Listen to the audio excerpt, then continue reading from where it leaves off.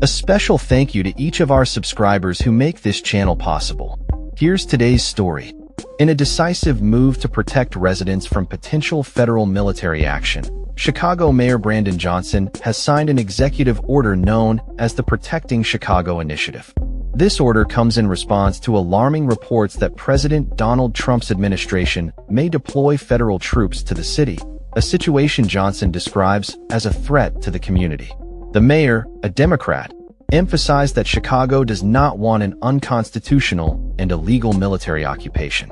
This order outlines how city agencies should respond to any immigration enforcement actions that may arise as a result of the federal government's aggressive immigration policies. Johnson's announcement has sparked significant debate, particularly in light of Trump's recent deployment of about 2,000 troops to Washington, D.C., and his threats to extend military presence to Chicago, which he has referred to as a mess. The White House, however, dismissed Johnson's order as a mere publicity stunt, intensifying the ongoing feud between local officials and the federal government over issues of crime and immigration.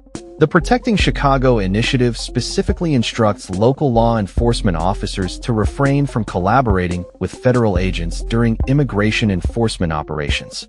Johnson stated that the city would assist residents in understanding their rights in encounters with immigration enforcement, while firmly ruling out any local police involvement in joint patrols with federal agents.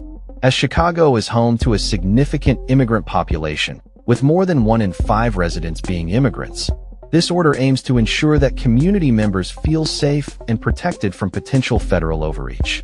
The backdrop of this executive order is a tense political climate, with Trump labeling Chicago as a killing field and suggesting that crime in the city constitutes an emergency.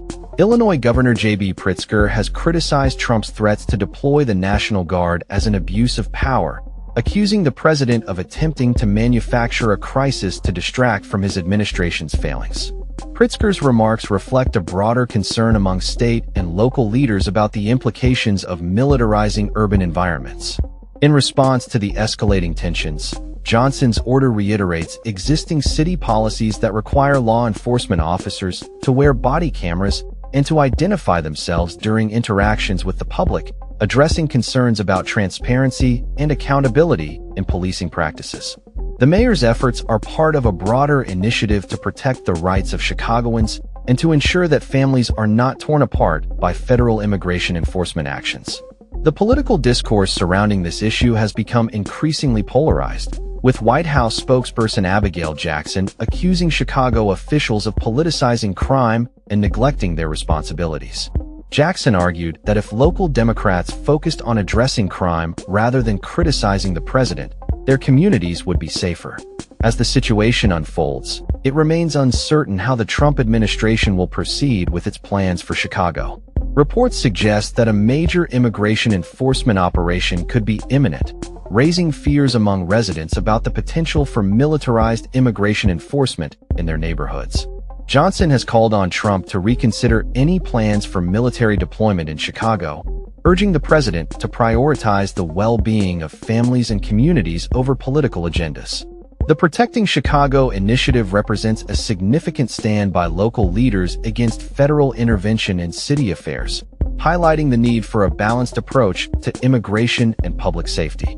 As cities across the nation grapple with similar challenges, Chicago's response may set a precedent for how local governments assert their authority in the face of federal overreach. The implications of this executive order extend beyond Chicago, as it reflects a growing resistance among cities to federal policies that they deem harmful to their communities. The coming days will be critical in determining the trajectory of this conflict between local and federal authorities, as both sides prepare for what could be a contentious confrontation over the future of immigration enforcement in America. That's all for this story. We upload videos every day covering many different subjects, so hit that subscribe button to stay informed. Thanks for watching.